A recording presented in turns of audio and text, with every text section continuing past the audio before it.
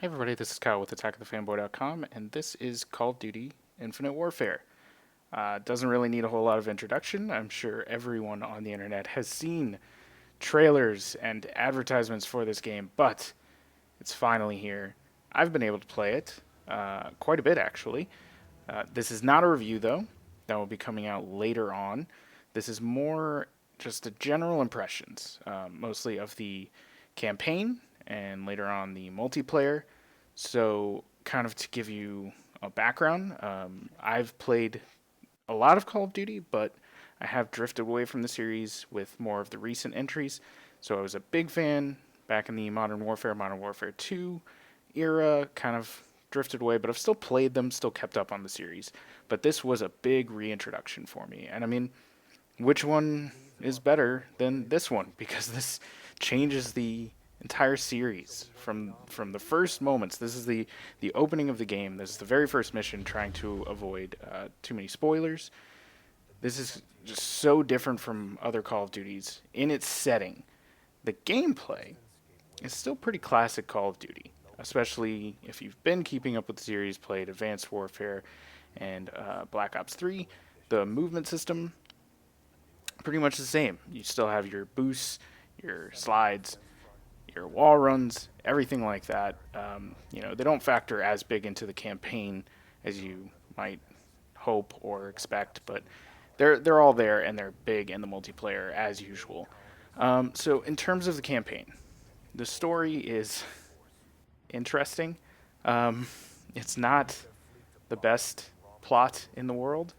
I wanted to like it. It has some interesting things going for it. I think it's sort of a bad story in a good universe in a lot of ways, where this jump to the future, we're just gonna take that and and kind of put a pin in it because if you disagree with that idea, if you don't want Call of Duty to go into the future, you're not gonna like this from the outset. So you kind of need to take the game on its own terms. And if you do that, if you look at it as this jump into the future, it works. It's good. It is setting up a very interesting and intriguing sci-fi world to explore, where you have Earth kind of devoid of resources, and so they expanded out into the solar system, set up all of these mining colonies, and now those mining colonies are pretty upset because they're doing all of this work and sending all of these resources back to Earth, and they maybe don't feel appreciated. But here's where that sort of falls apart in a lot of ways. The the SDF, which is the enemies run by Kit Harrington, who is very good in the role, but a little bit underutilized, I would say. I think that he was just kind of given very little to do here. They're sort of bland enemies. We don't get a lot of motivation for them.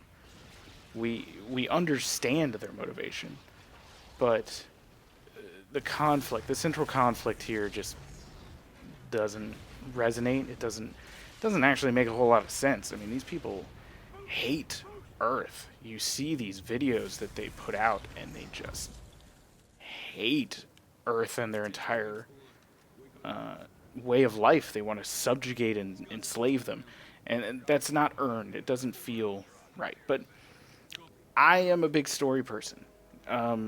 And that's a lot of the reason that I sort of drifted away from Call of Duty. I didn't feel like a lot of the games outside of maybe Black Ops were delivering a good story. And I think that that continues here.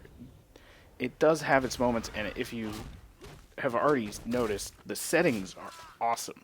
This mission takes place on Europa, and you have Jupiter off in the distance until you kind of go inside, and then it becomes a corridor shooter in a lot of ways. But I mean, these ice crystals, this looks really, really cool.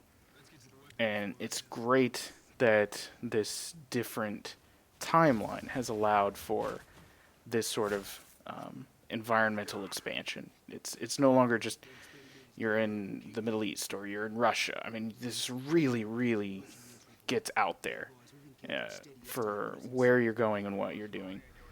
The boots on the ground gameplay is still pretty much the same.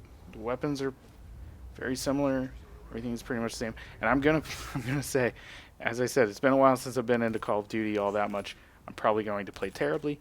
Please let me know what a piece of shit I am in the comments down below. This is actually my first playthrough. This was the first few minutes that I played this game, so I'm gonna make a lot of mistakes. But and as you can see, it's walking me through the movement mechanics, and they're remaining the same.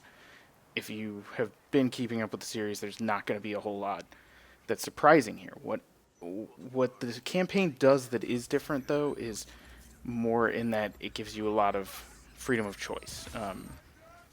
It's not really a lot of spoiler because it's been given away in the ads and stuff, but at some point later on, you take over a ship.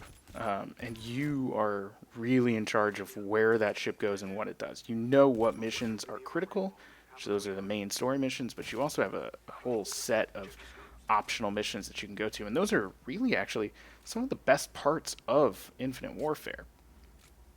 One of my favorites was a stealth mission that was a ton of fun. It was really challenging, it was difficult, it was different, but it's an optional mission, so if you don't check those out, you're really missing out. And on top of that, there are Jackal only missions. Jackal is the fighter ship that you get, and you fly around and attack other ships. It's sort of very Battlestar Galactica in a lot of ways, where I don't know that it follows the laws of physics exactly, but it handles extremely well. It plays pretty well. It takes a little bit of getting used to how it, targets enemies and how you're going to track them and shoot them. It was a little rough at the beginning, but I really felt like near the end of my time with the game, it was enjoyable. It was good, nice little mix, and each mission seems to try to put those sections in. This one doesn't, because it is the very first mission, but almost every mission has some Jackal section.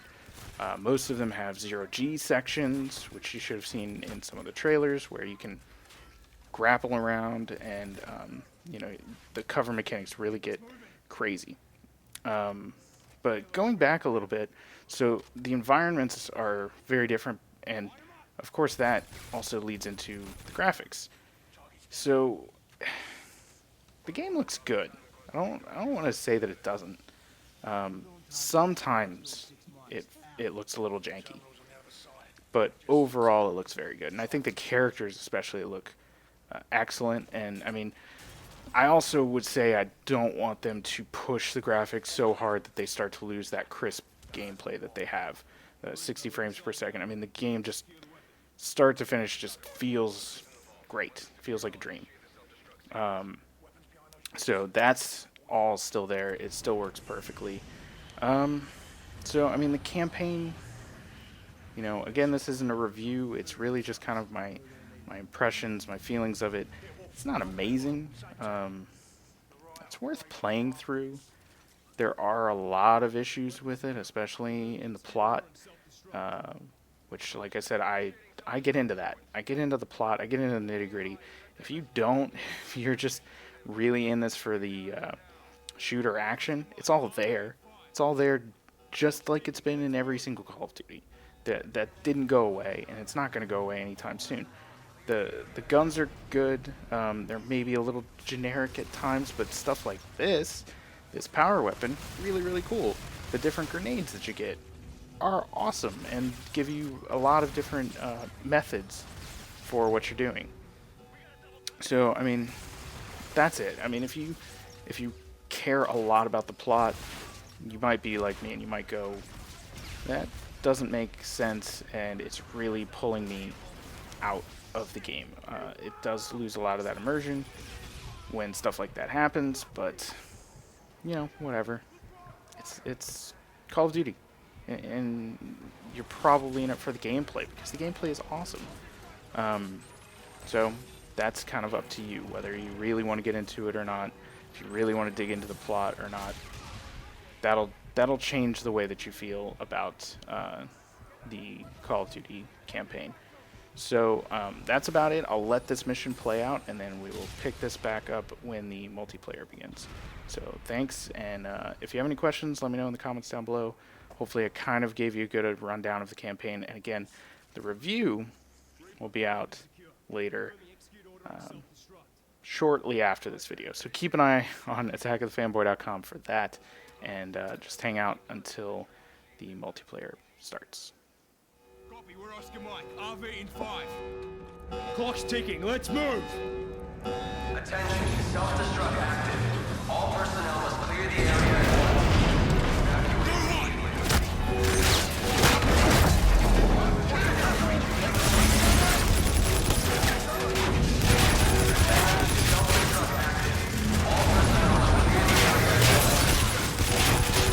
We gotta double time it here, Wolf.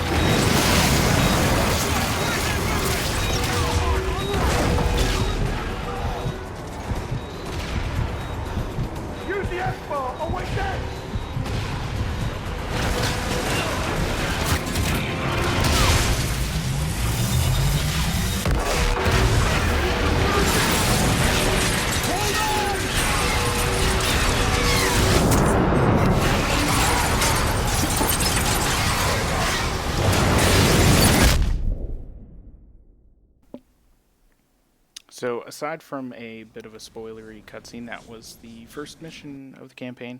Gives you a good idea of what you're looking at in the whole 5 to 6 hours of the main story, with a couple of extra hours for those side missions.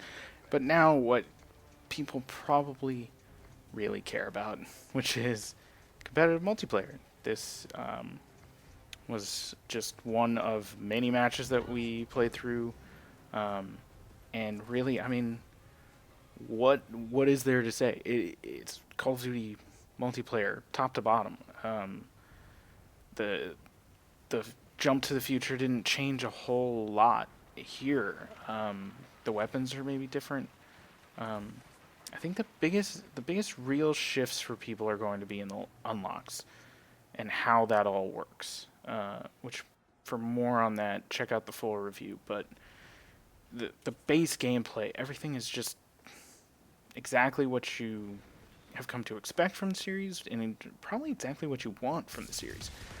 Most of the game modes have returned. There was maybe one new one, which the name of it is escaping me right now, but it's essentially Oddball from Halo, where you have a drone that you need to hold on to, And again, I'm a terrible Call of Duty player, obviously. I can get a little bit better later on. But so yeah, you need to get a drone, and you need to hold it. It resets at certain intervals, going back to a base spawn point. And it's a nice change of pace. I really enjoyed it. It's nothing totally new or super crazy, but it's always nice to have new game modes. The maps were good. Maybe a couple of them were actually really, really nice. I can't remember the name of them, but there was one that's, I think it's called like a Throwback or something like that, where it's an older looking town. That was a great map.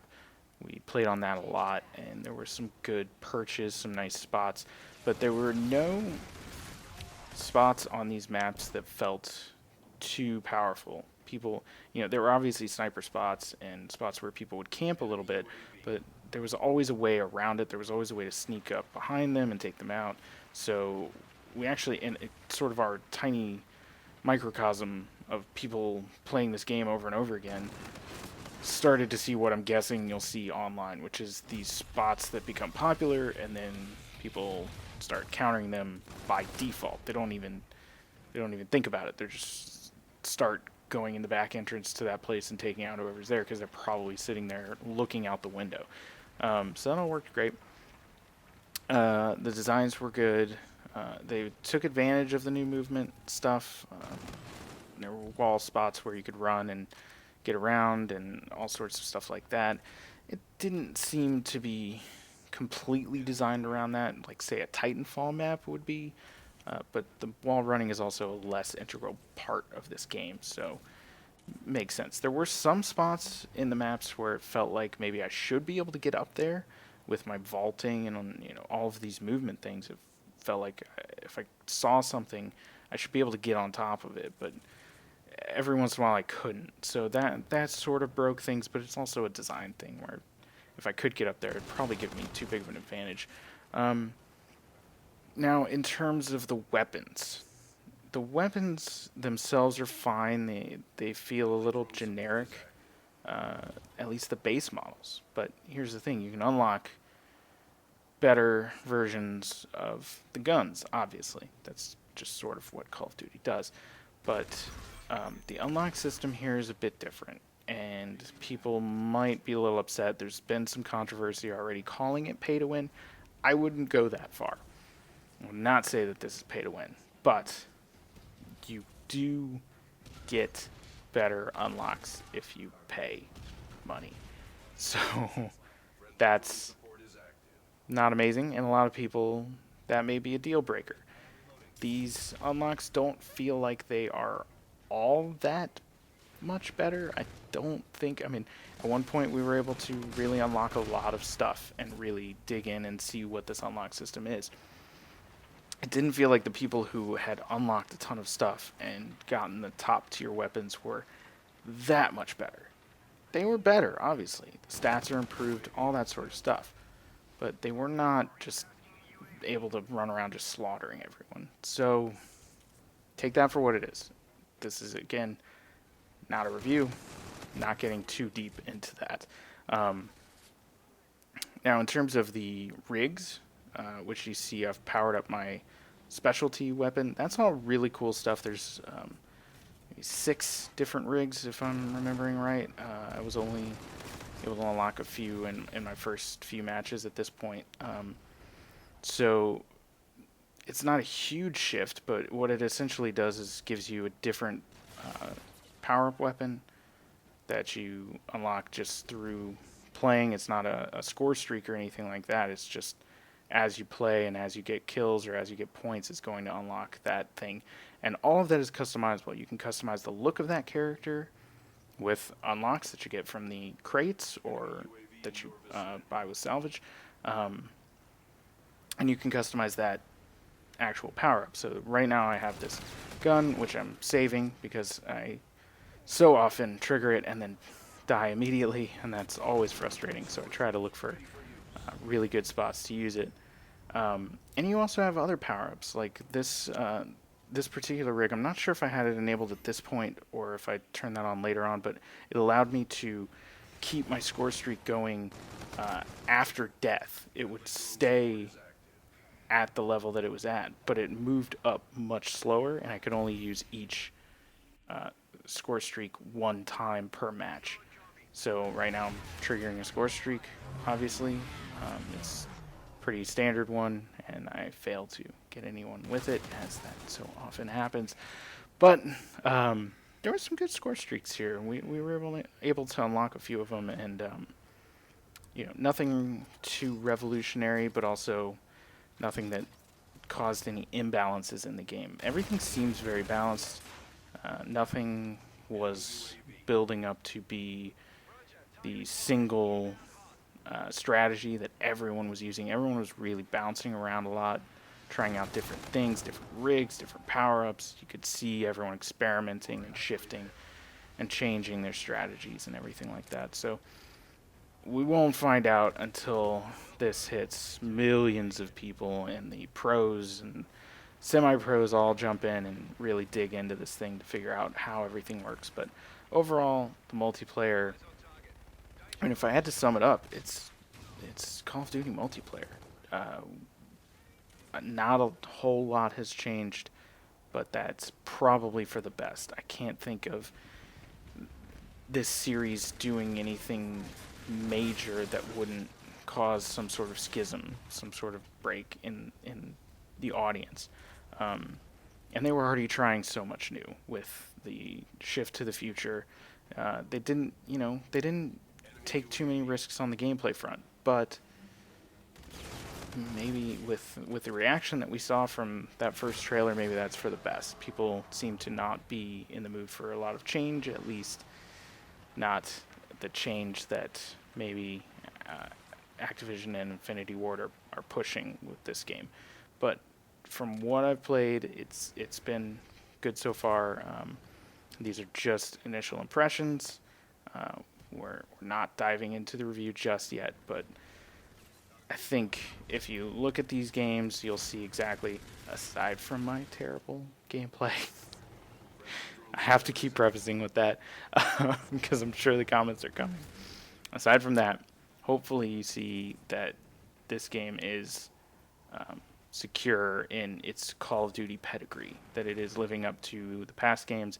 Maybe it won't be your favorite, but you'll at least have some fun with it. You will enjoy your time, and the multiplayer is still intact. It's still there. It is this, frenetic, quick,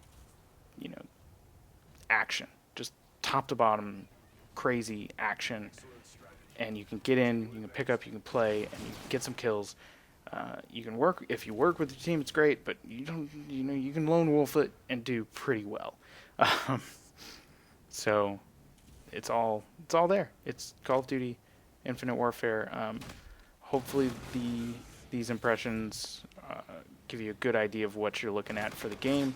But for more, check out our full review and some more discussion between myself and Will, who has played a lot of Call of Duty. I'm sure we will really dive into the nitty-gritty on this and how everything comes together. But for now, that's about it. I came away very positive. I enjoyed my time with the game, and hopefully that came across despite me maybe being a little negative, getting into really, deep into some of the admitted flaws of the game. But overall, I have enjoyed my time with Call of Duty Infinite Warfare, and hopefully you enjoyed this video. Make sure you head to attackofthefanboy.com for our full review and a bunch of other coverage for Call of Duty Infinite Warfare. And, of course, our YouTube channel, which you are probably watching this on right now, youtube.com/fanboyattack. Give the video a like. Give us a subscribe. Whatever you want to do. Thank you very much for watching, and we will have a ton more Call of Duty Infinite Warfare for you later on. Thanks.